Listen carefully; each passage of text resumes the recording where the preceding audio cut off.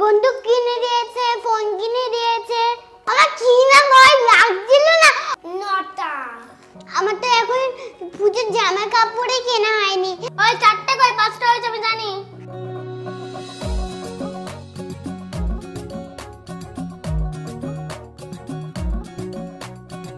পুজোর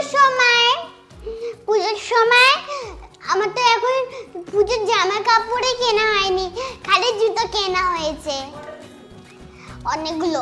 আগেও আমি 100টা জুতো কিনেছিলাম। 9টা। আর আমি 100টা আর একটা জুতো। ওই 4টা কই 5টা হয়েছে আমি জানি।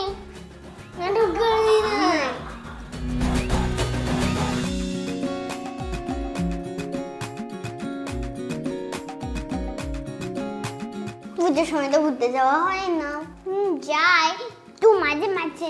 এই দিনে আমার ছুটি থাকবে, সেদিন আমি বাবার সঙ্গে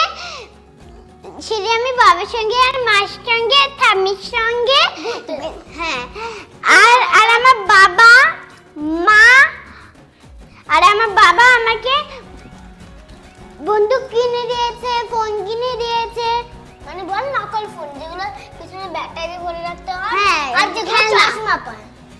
না খেলনা ফোন, ওর মধ্যে একটা মেয়ে থাকে। আর জানিস কি, এভাবে সোজা করলে মেয়ের চোখ খোলা থাকে। আর যদি ওগুলো তো জানি বন্ধু, আবার যদি এরকম ওগুলো জানি।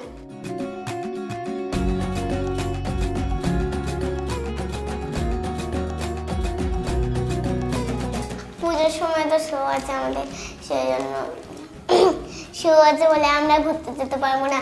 শো তো নিউ দীঘাও আছে। শোতে নিউ দীঘা আছে, অনেক জায়গা আছে শো, যেখানে দূরে নিউ দীঘা হোটেল না অ্যাসোসিয়েশন সাইডে, ওখানে আছে আমাদের শো। দেখবো, কিন্তু এই শোতে যাওয়ার জন্য এখনো তো আমার শো ঠিক হয়নি। ঠিক তো হয়, কিন্তু আমি কিন্তু কালী পুজোতে হয়তো আমার শো পড়েছে। শো না পড়লে আমি কালী পুজোতে ওই যেগুলো এমনি বাজে হয় না, যেগুলো নিচে চুলে ধাম করে ফেটে যায়, আলু বট কিনা কি বলে, ওগুলো আমি নেবো। 5টা নেবো ওগুলো। আর আমি তো 100টা নেবো। আর আমি তো যখন আমি শোতে যাব, তখন আমি তো কালীমা আর একটা ঠাকুর নিয়ে যাব, বাজি কিনবো। আর যেগুলো আলু থাকে, ওগুলো আমি দাম করে দেবো। জানি একদিন আমি দিওয়ালিতে কি করেছি, দিওয়ালিতে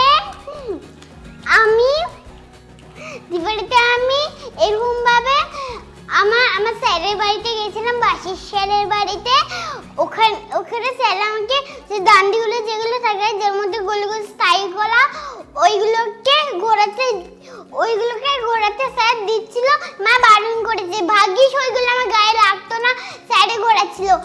আর ওইগুলো যেগুলো ছোট ছোট রঙিন কুচু ওইগুলো থাকে, ওর মধ্যে আমি দাঁড়িয়েছিলাম।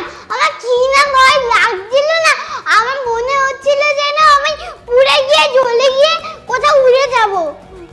তোমরা সবাই পুজো কিন্তু ভালো কাটাবে।